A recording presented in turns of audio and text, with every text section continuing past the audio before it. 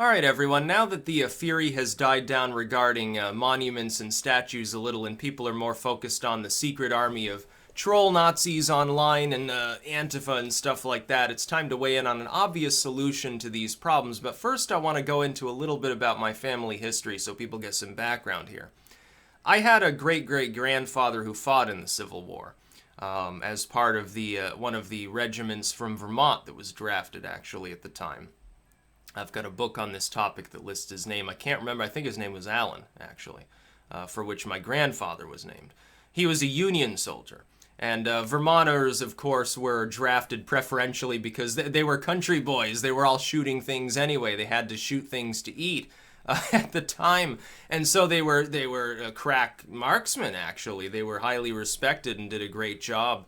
In the Civil War, they were among the most notably honored soldiers of the Union at the time. Because, I mean, if you're shooting animals that are running at high speed, it's a lot easier to shoot someone who's standing rank and file. So, you know, a lot of them were sharpshooters in the military at the time. I think Vermont had some cavalry as well. But a lot of them died. It was very sad. Some of them are memorialized here in Vermont. So we're a Union state. Vermont abolished slavery before it joined the United States, actually. It was originally, in our Constitution, during the brief time we were a republic, we had already abolished slavery. We joined the Union in the Civil War, obviously.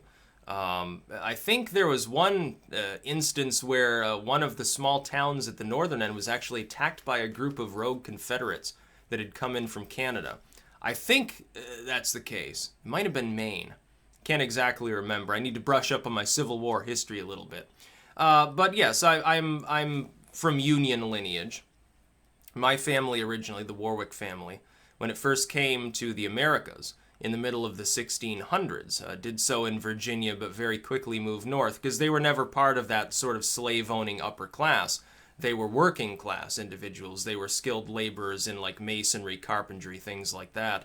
So they moved north to greener pastures where there was a better plight for people who were in that sort of working class. They did farming and, you know, all that sort of stuff.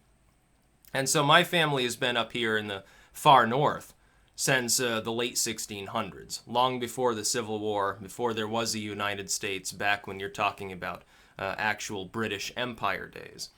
And so, as far as my lineage is concerned, I have no connection to, like, the CSA, you know, Confederacy sort of stuff. That being said, I don't think that my Union ancestor would really give a damn if people had Confederate statues down in the South. They're just memorializing the military exploits of people who happened to be fighting there at the time. That's really what it's about. And these are statues. They are inanimate objects incapable of owning slaves, incapable of propping up bigotry or segregation. They are not capable of doing butt-fuck anything. They are chiseled rock and pieces of metal that have been cast into the assemblage of a human figure. That's what they memorialize. They are inanimate objects. Do I have a problem morally with these statues being there? No, absolutely not. I don't care. I don't live in those communities, so here's the solution. Let communities responsible for the maintaining and upkeep of these statues to decide whether they want to keep maintaining and upkeeping them. And if you feel offended that there's a statue of Robert E. Lee or anything else under the sun, you feel offended that there was a Lenin statue in, Seattle. Well, then don't go visit Seattle if you're so offended. Don't go there and vandalize the fucking statue. It's the community that's maintaining it. If there's a statue of some Confederate down in some southern town and you feel offended by it, don't visit the community. Rob them of your tourist money. Go ahead and organize a boycott of tourism to that community all you want, but going there to a place you don't live, you have no skin in the game, you don't have to drive by it, you don't have to pay money to maintain it. Going into their community and harassing them for the choices that they've made makes no sense. You can go anywhere in the U.S., and if it's not your residence, if it's not a place where you actually have a connection to, you don't really have a legitimate claim to being offended about what they do as a community. Unless it expands to something much more broad and hits the national level, like the gay marriage stuff. Well, that was really a national debate that was being had. Because that legal precedent that was set, if those who were opponents of gay marriage or something, if they had prevailed, It would have hit the national level. At the court level, it would have been decided, set a precedent, discrimination could spread. But I don't think there's any risk that northern states are suddenly going to find themselves forced to host statues of Robert E. Lee or something like that. That's limited to communities, generally speaking, in what was the Confederacy. But why should you care? You're not paying a penny to maintain them. Meanwhile, though, those communities, if they value that tourist revenue from parts of the North generally, I think, would choose to remove them of their own volition. Some of them won't. And that's their community. They're the ones that want to maintain it on public land. Let them have a democratic vote to say yay or nay, the statue stays or goes, the monument stays or goes, something like that. By the way, paired with this was Theodore Roosevelt, who of course was an imperialist, and he was, by modern standards, a bigoted man who thought, well, the white man's like the only human part of the race, because that was what people tended to think at the time. And there was actually a protest to remove the Theodore Roosevelt statue at the National Museum. That actually did happen. It's not a lie. But it happened a year ago. It was old news. You can even look, even Snopes had to admit to this. Yeah, there was such a protest did exist. It's outdated news being circulated as though it was current, because it was August of 2016, not 2017, that it actually happened. But it did happen. People are saying, oh, nobody's saying we should remove the Roosevelt statue. You're actually wrong. They did suggest that. BLM was there. Some Native American activists were there. And it's ludicrous because Theodore Roosevelt was in fact a president of the United States, not a CSA figure. Of course, the Confederacy doesn't exist right now. So you can make a slightly different argument than you would for Jefferson or Roosevelt or something. I do find it additionally funny. I haven't seen any protests lately directed at FDR monuments, despite the fact that he threw over 100,000 legal citizens of the United States into internment camps, really concentration camps, based on their ethnicity, thinking they were spies. The U.S. government ended up having to apologize for this. It was a clear breach of the Constitution. It was ruled such, of course, far belated, and reparations were made for those people who had been so ill treated at the time. They were citizens of the United States, legally speaking, and they were still interned at the time. This also happened to some people of Italian and German descent as well. They were put into prison.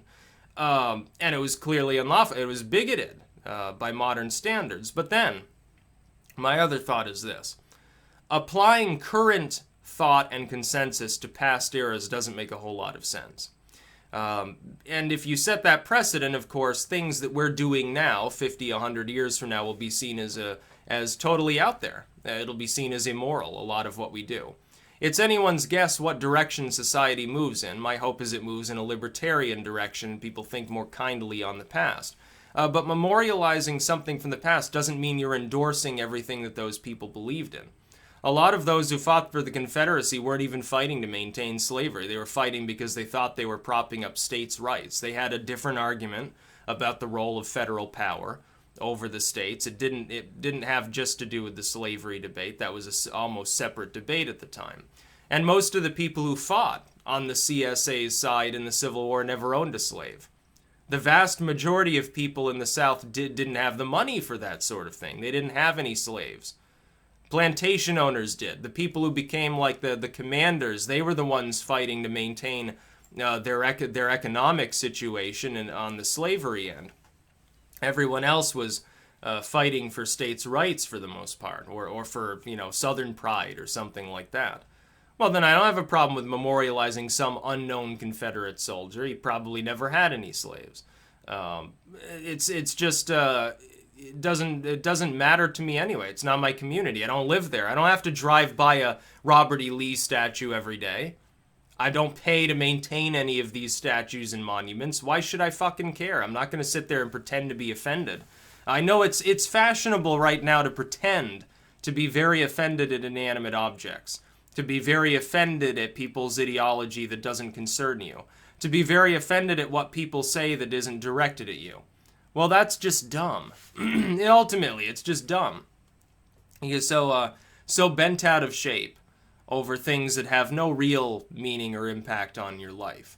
Fashionable, yes. Intelligent, no. Absolutely not. Let the communities hold democratic votes over whether they want to keep maintaining these statues or whether they're like, we'll just let the issue go. We don't care that much. It's just a piece of rock. We'll put it in a museum. We'll sell it off to the highest bidder, let someone plop it in their front yard, and they can privately maintain it. Let them do that. That would be a much better solution than having groups of people riot, break windows, and vandalize things. Just it doesn't help your cause anyway. You're sitting there, these bigoted statues, as though a statue can be bigoted, but the first thing you do is get violent when you show up and start throwing bottles of piss at the police. That makes you look really, really good. Someone who fought 150 years ago, we're supposed to be shamefaced over that, something that happened when nobody alive today was actually physically around at the time. But we're not supposed to notice that the actual violence going on is on the so-called moral side, arguing for removal of these statues. And you don't need to be a tiki torch waving National Socialist or a white pride sort of person in order to actually appreciate the situation for what it is. You don't have to have any such beliefs. You just have to say, well, what are you so bent out of shape about? It's a fucking piece of rock. It's a statue. It's not enslaving you, is it?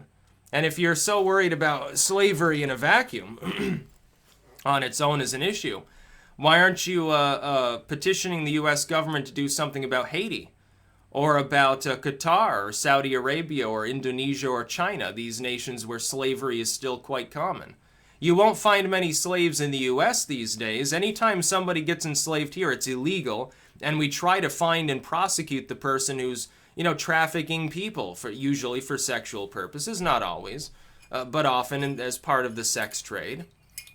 Or they're trying to exploit, sell people for, other business, but, for, I don't know, snuff films or something, I guess. Why don't you petition? Why don't you argue against that? Why aren't you offended at modern-day slavery? Why are you only offended at some statue that supposedly memorializes things that happened more than a century ago? And why aren't you protesting FDR's statue since he was a totally ethnocentric bigot? Probably the most bigoted president that we've had, actually, because by his time, people had some inkling that it was wrong to have such beliefs and say, these Japanese people, thin eyes, or something like that. FDR was totally out there even for his day. He was like a post-eugenic thinker in that way.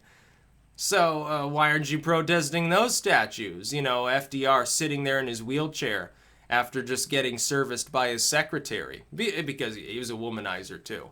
He was a sexist. Why aren't you protesting FDR statues? Why focus on Theodore Roosevelt, the more deserving of praise of the two?